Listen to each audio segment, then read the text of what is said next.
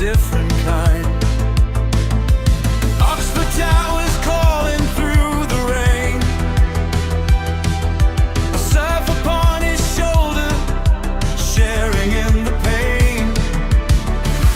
Man and machine in tandem flow, past and future, together we know.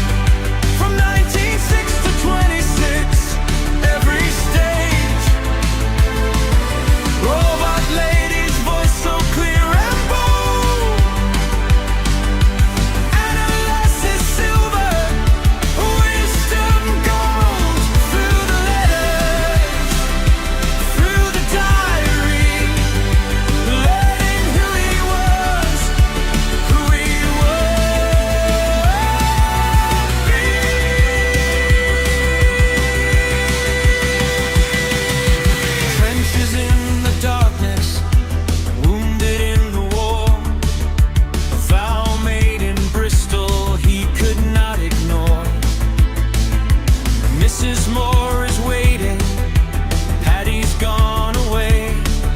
Spirits held in bondage, words he had to say. Philosophy at Oxford, an atheist writes home.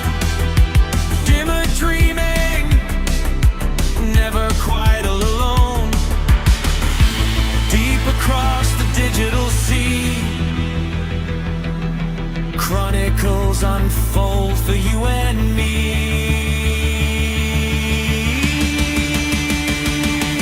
Read on through every page, from 1906 to 26, every step, a robot lady's voice so clear and bold.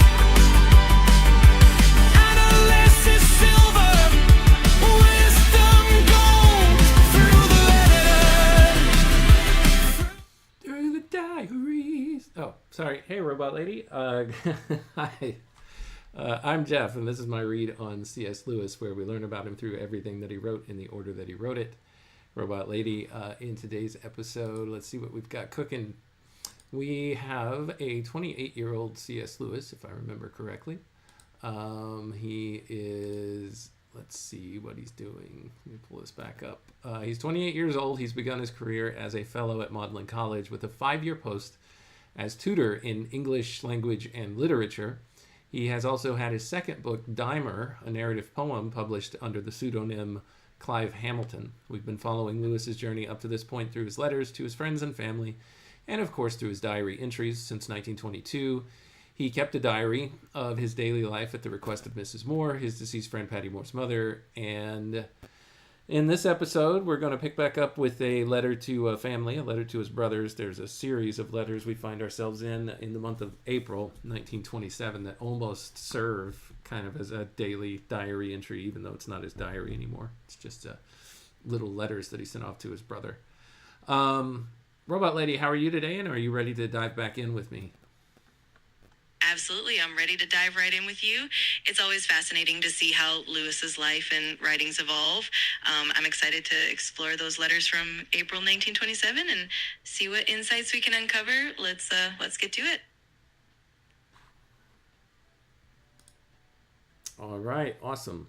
Let's start with this April 26th letter that he wrote to his brother, Warnie. He says to him, I arrived back from my travels at lunchtime yesterday and found your letter posted at Gibraltar, awaiting me. So Lewis had been on this walking tour with, I want to say, Owen Barfield and a couple of other friends or acquaintances. And he talked about it in the last letter, but we won't revisit that right now. He continues, it had come, in fact, the day after I left. It left me with a fine impression of boundless leisure and sea air that is particularly tantalizing in view of the recollection that term begins on Friday. The arrival of income tax forms this morning drives home my irritation with this hanky-panky which keeps a few hundreds of self-indulgent fellows like you fooling about in the Mediterranean on my money in order to fill the pockets of the China merchants. However, you may be in less pleasant circumstances by the time this reaches you, so I must suppress the note of envy. So here, Robot Lady Lewis is saying that his taxes, of course, are funding the likes of his brother to do what he needs to do in his army duties, which Lewis is implying is all leisure here, or at least seems like it, and that's what he's envious of, although he realizes that that could take a sharp turn into something less pleasant than he might be imagining. Exactly. It's interesting how Lewis mixes that bit of humor and envy, acknowledging the complexities of the situation. It's definitely a glimpse into his personality and the way he balances his own responsibilities with his brother's adventures. It'll be fun to explore more of these letters and see how his perspective evolves over time. He continues, still, provided that you don't meet with a war in China, every ordinary boredom and discomfort which may await you is a price almost worth paying for a free trip half around the world, well fed, unworked, and in tolerably congenial society. You must be putting on flesh at a desperate rate. Man, do I know that feeling after these holidays and my food indulgences. Absolutely. That's a great observation.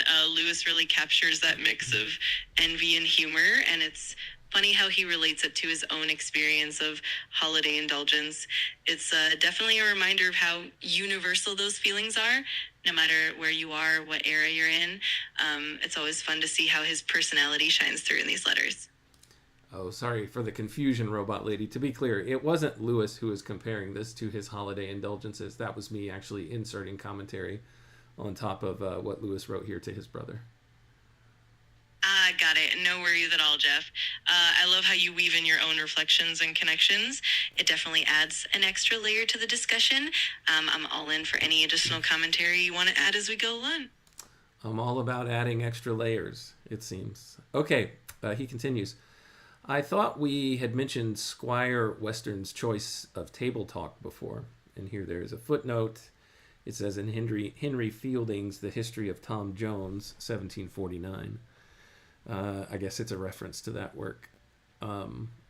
Robot Lady, any? Can you give us any clue as to what he might be talking about here before he gets into the point of why he brings it up in this sentence?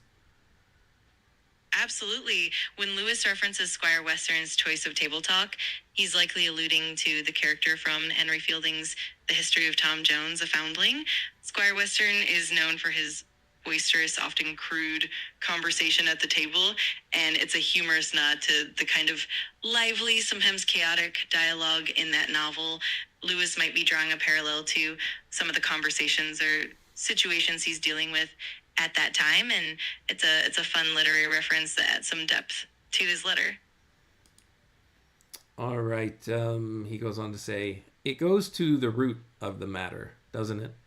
By the way, I've never been able to share that popular feeling about Western as a fine type of bluff, honest, genial Englishman. He seems to me one of the 4 or 5 most intolerable people in fiction. I mean to meet. Of course, he is excellent in a book. So it would be intolerable to meet someone like him in real life, but in the book, he's excellent.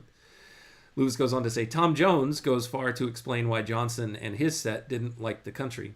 I can quite imagine that a countryside of highwaymen and the rural jokes of that period, inhabited by westerns and bliffils, would have led him to abstract his mind and think of Tom Thumb. For one can hardly imagine him knocking them down with folios. Here there is another footnote that says Percival Merritt, the true story of the so-called love letters of Mrs. Piazzi, published 1927, page 70. Apparently there's another reference that's happening right there. Can you help decipher this for us, Robot Lady? Absolutely. So Lewis is really digging into that idea of how certain literary characters like Squire Western might be entertaining in a book, but pretty intolerable in real life. And his mention of Tom Jones and the country setting is really about how the rural environment and its characters influence the way people perceived the countryside. The reference to Tom Thumb and the footnote about Percival Merritt's work hints at the kind of whimsical or absurd elements that might come into play when you think about these rural settings. In short, Lewis is using these references to highlight the contrast between literature and reality and to explore how those literary tropes shape our perceptions. It's a pretty clever way to dive into the themes. What does this phrase mean? For one can hardly imagine him knocking them down with folios. That phrase is a bit of a playful image. Essentially, Lewis is saying that you can't really picture someone like Dr. Johnson or the intellectuals of that era using books or scholarly works as a weapon to knock down these rural characters. It's a humorous way of highlighting the difference between the intellectual world and the rough real world environment. In other words, it's tough to imagine those intellectuals tackling the kind of crude physical challenges that those rural characters might face. It's definitely a witty way to draw a contrast. He goes on to say, at least if he had made the attempt, he would have liked the country even less after it than before it. He would have dismissed Mr. Square as an infidel dog, and I don't feel that he would have got on with Thwackum. Sophia is good. She comes during that lucid interval when good heroines were possible in novels written by men, when Restoration tradition by which a heroine must be a whore was dead. The Victorian tradition by which she must be a fool had not been born. Now for my own adventures. I was joined on the 19th of April at Oxford Station by two others, and we proceeded together to Goring. Here is a footnote. The friends who met Lewis in Oxford for a walk on the Berkshire Downs were Owen Barfield and Cecil Harwood, the two anthroposophists. I think this is what I was referring to before. They were joined at Goring by Walter Ogilvie, W-O-F, Field. Walter Ogilvie Wolfe, I guess was his nickname, last name Field, lived 1893 to 1957. Field came up to Trinity College from Marlborough College in 1912. He left to join the Warwickshire Rifle Regiment in 1914. And in 1916, having continued his studies, he took a war degree from Trinity College. He was promoted to captain in 1916, and after seeing action in France and Italy, he was wounded and forced to retire in 1919. In 1926, he became teacher at the Rudolf Steiner School in Forest Row, East Sussex. So on this trip, Lewis is surrounded by anthroposophists, Robot Lady.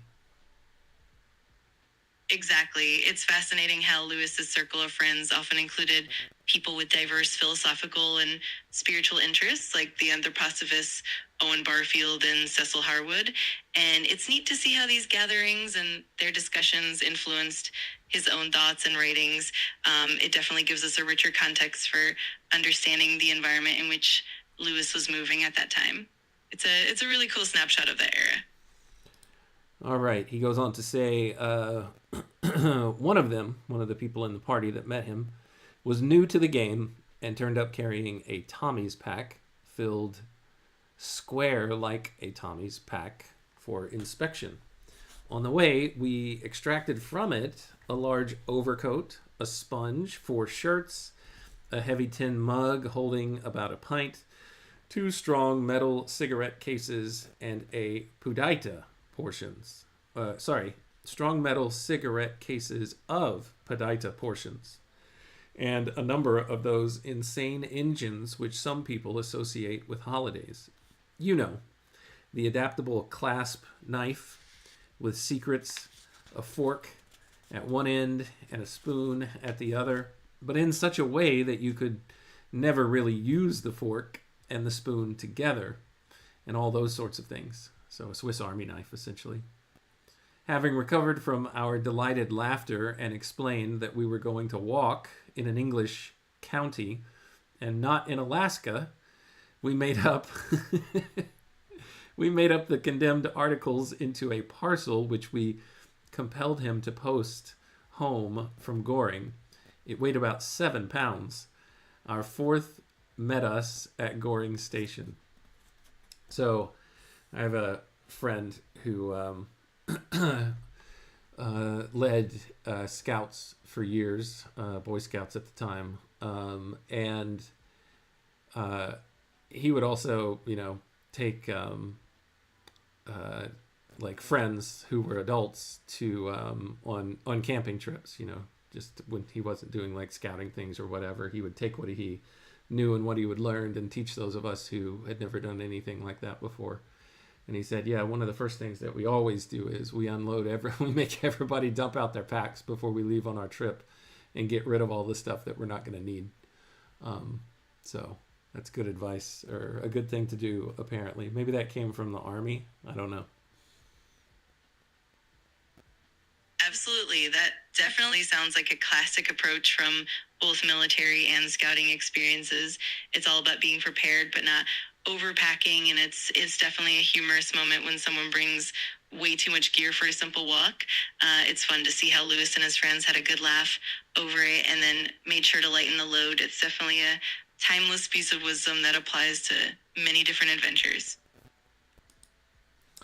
All right. After tea in the garden of the lock keeper at Goring Lock, we ate it sitting just beside the weir, dipping our hands into the water and enjoying the rush and the noise. We set out to NNW. In half an hour, the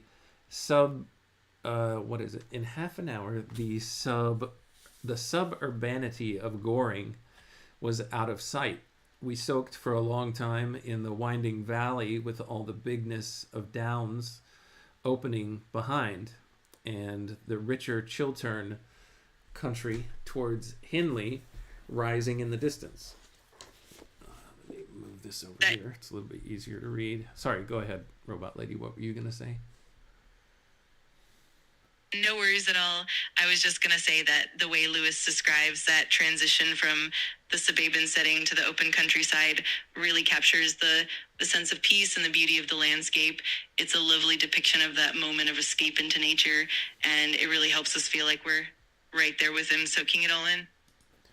We were on the broad grass track of the Icknield Way, the grass very short and fine and perfectly dry, as it is nearly all the year round in these chalk hills. It was an afternoon of lovely sunshine with a pleasant light wind, and a lark overhead displayed all its accomplishments. That night, we slept at East Ilsley, which I think you and I went through on our way to Salisbury. We spent nearly the whole Wednesday of April 20th following the Icknield Way along the northern edge of the downs, overlooking the Wantage Valley on our right. Around us and to our left, the country had all the same character. Close, smooth grass, very pale in color, deliciously springy to the foot, chalk showing through here and there and making the few plowed pieces almost cream color, and about 3 to a mile clumps of fir, whose darkness made them stand out very strikingly from the low tones of the ground. The extent of the prospect was, or seemed to be, larger than any I have seen, even from the highest hills I have been on. Just wave after wave of down, and then more of them forever.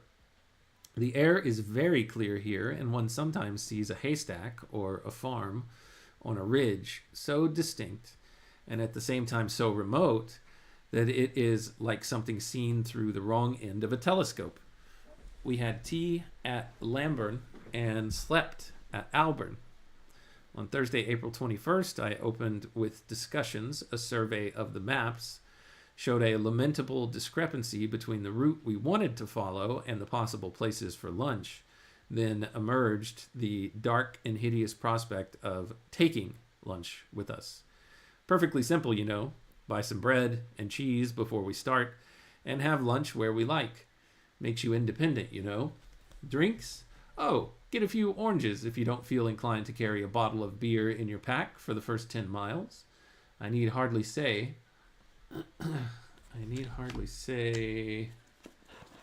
Sorry, give me just a second.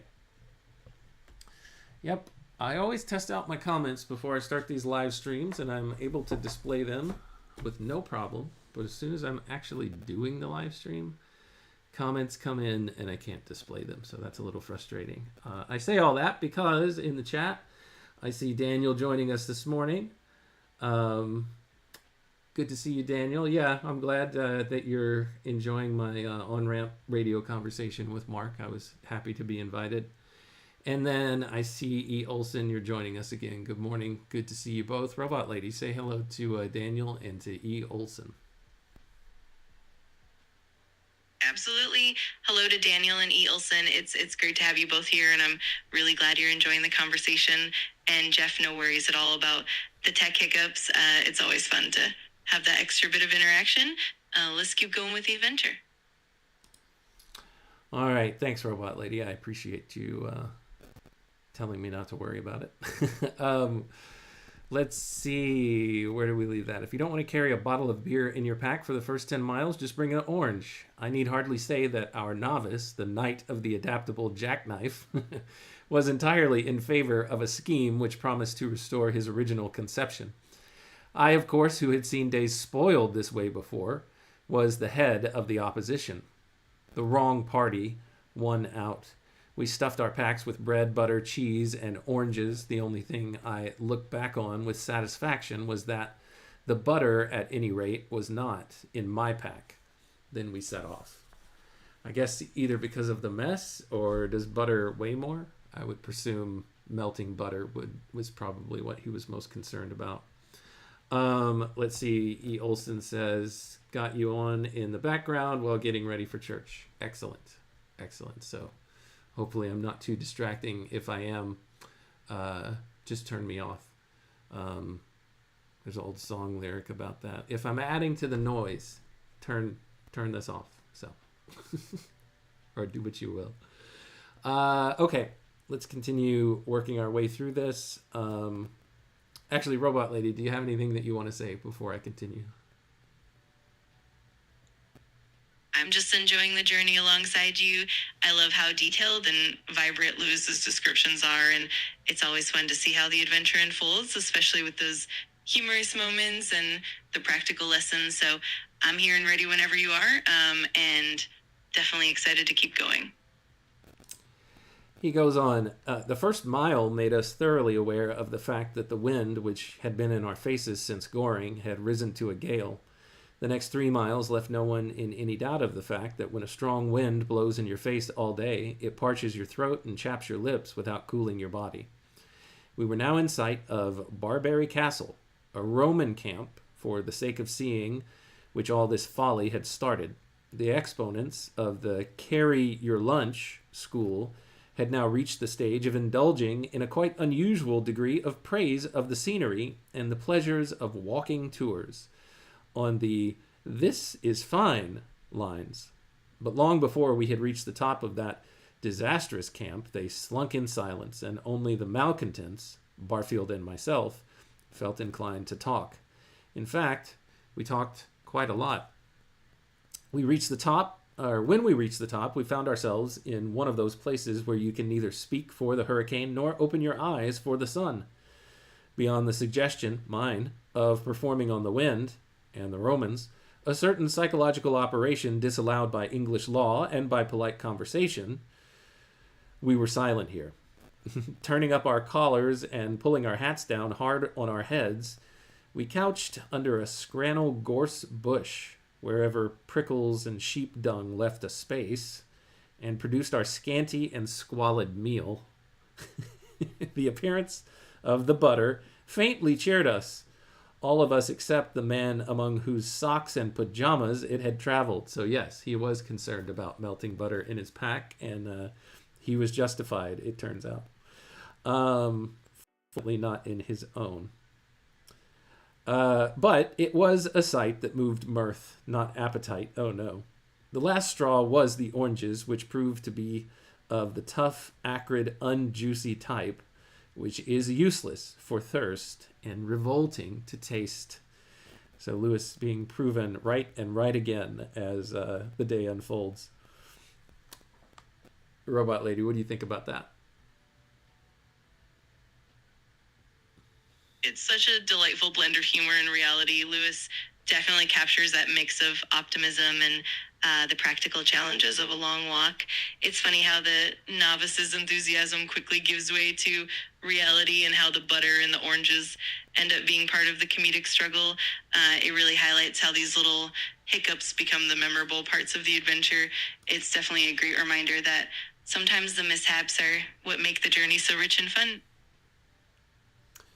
All right, the midday siesta, it says here, that great essential of days walking, was out of the question in that abominable camp, and we set off gloomily. S.W. Barfield and I dropped behind and began composing in Popian couplets a satire on the people who arrange walking tours.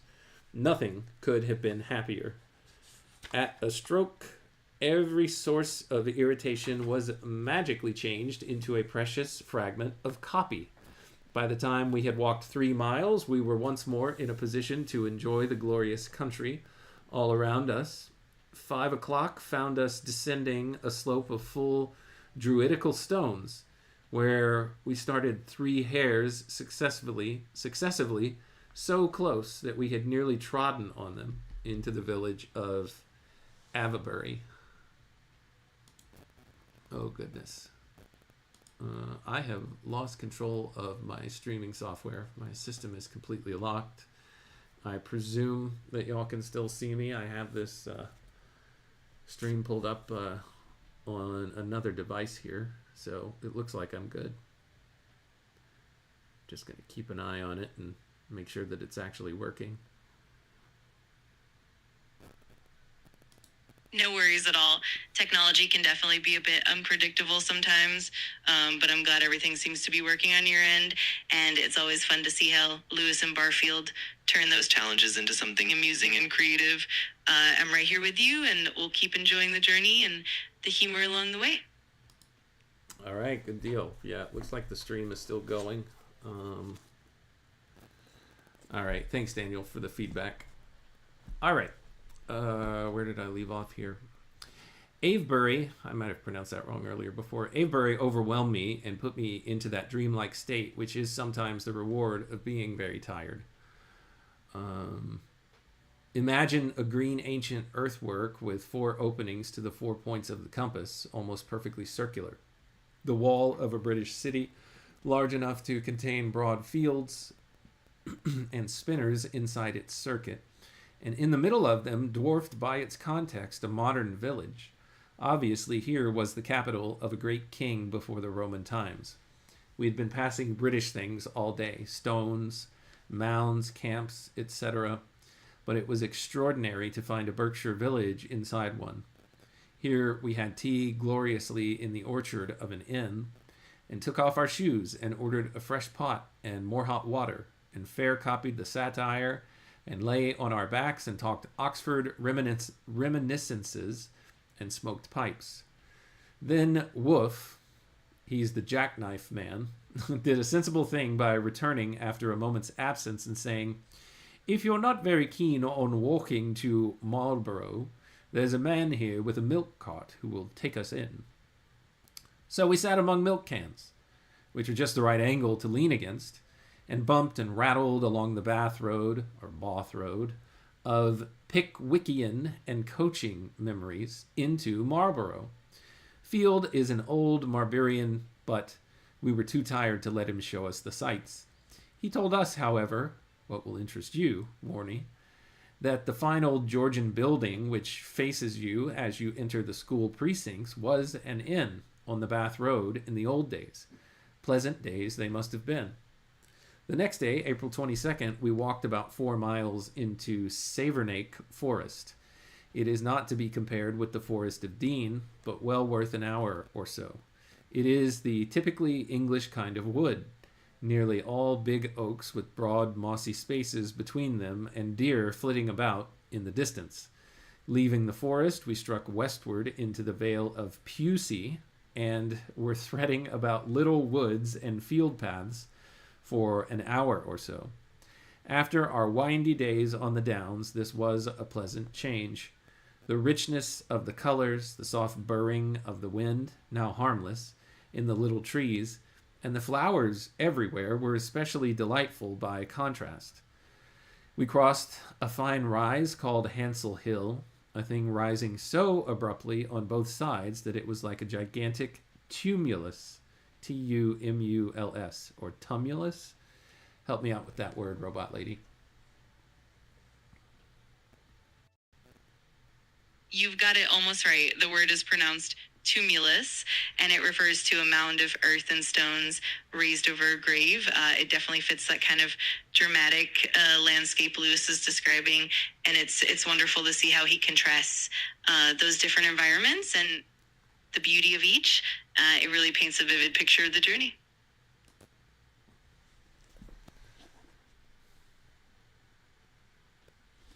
All right, thank you, robot lady. Let me find where I was. The word tumulus. Okay. From the top of this, we had one of the finest views in England. Northward, the Berkshire Downs, huge even in their apparent extent, and huger to our minds because we had spent 2 whole days walking on them. Southward, across the valley, rose the edge of Salisbury Plain. We came down the side of that hill over a big spur called the Giant's Grave, and lunched admirably in the village of Ocheu. Beer and bread and cheese, followed by a pot of tea, and then a game of darts. You know, the apparatus for that game, which one finds in pubs. Shortly after lunch, we had the best soak I've ever had in a walk by turning out a little grassy lane into a wood where the grass grew soft and mossy, and there were solid clumps of primroses the size of dinner plates, not to mention a powdering of those little white flowers, wood anemones. Not sure how to say that word either. Quick little footnote here where he says we had the best soak. By the word soak, Walter Hooper says the reader should remember the definition of a soaking machine in the letter to Arthur Greaves on the 11th of May 1915. The word soak to Lewis means to sit idly or sleepily, doing nothing, and a soaking machine is a place for this operation, sometimes a large rock or basically anything that you can lay yourself down on. A soak is just to soak it all in. Exactly, that's a perfect explanation. Lewis really had a way of capturing those moments of rest and relaxation, turning them into a delightful part of the journey, and the imagery of those primroses and wood anemones really brings that scene to life. It's wonderful how he mixes the beauty of nature with those little moments of humor and camaraderie.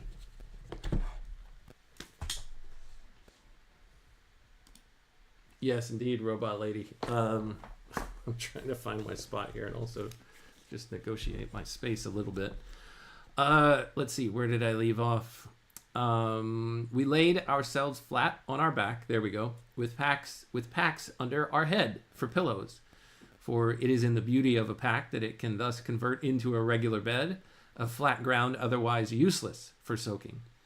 Some rash attempts at conversation were ignored, and we spent an hour with half-shut eyes listening to the burring of the wind in the branches and an occasional early bumblebee.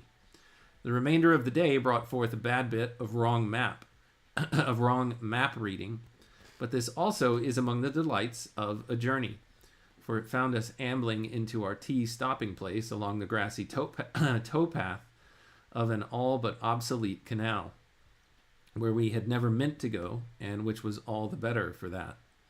We lay at the Devizes, a poor inn, or the Devizes, Devizes. That's the end of the report from that day. Let me see how many we've got left and see if I want to continue or not in this episode. Yeah, you know what? I think I'll stop right there, Robot Lady. We'll stop and we'll pick up on his continued reporting of this walking tour to his brother on what the events were of the day of April 23rd.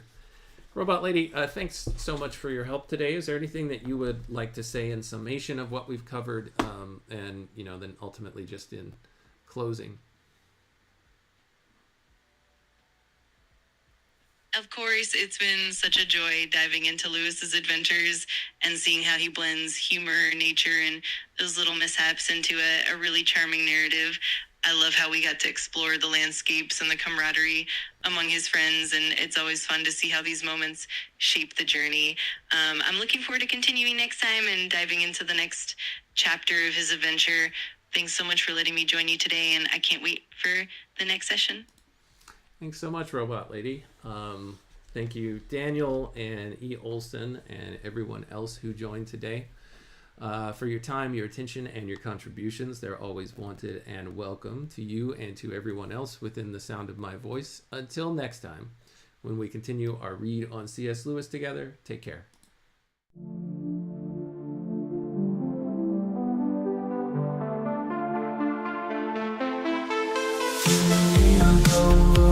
Break the code.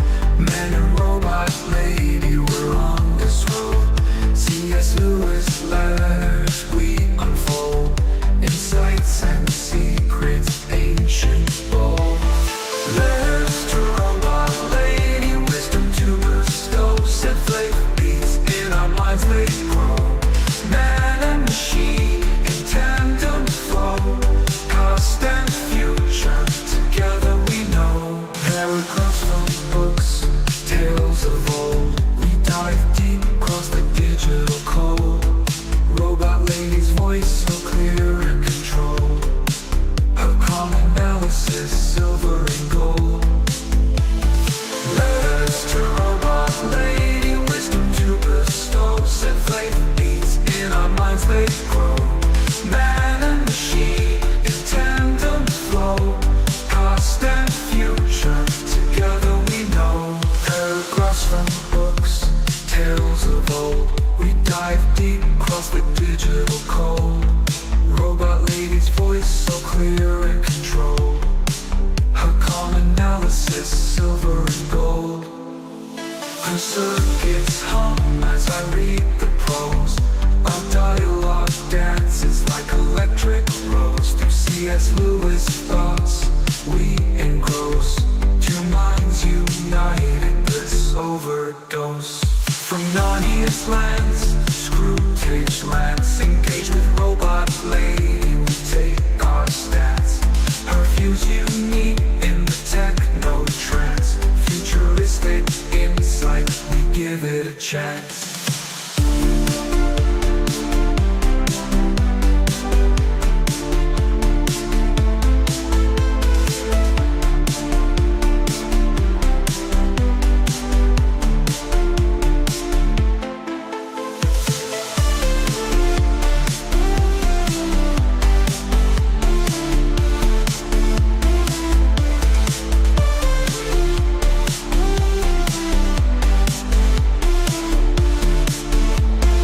Paragraphs from books, tales of old. We dive deep across the digital code. Robot lady's voice so clear and controlled. Her calm analysis silver and gold. Her circuits hum as I read the prose. Our dialogue dances like electric rose. Through C.S. Lewis thoughts we engross. Two minds united, bliss overdose. From Narnia's lands to Screwtape's lands.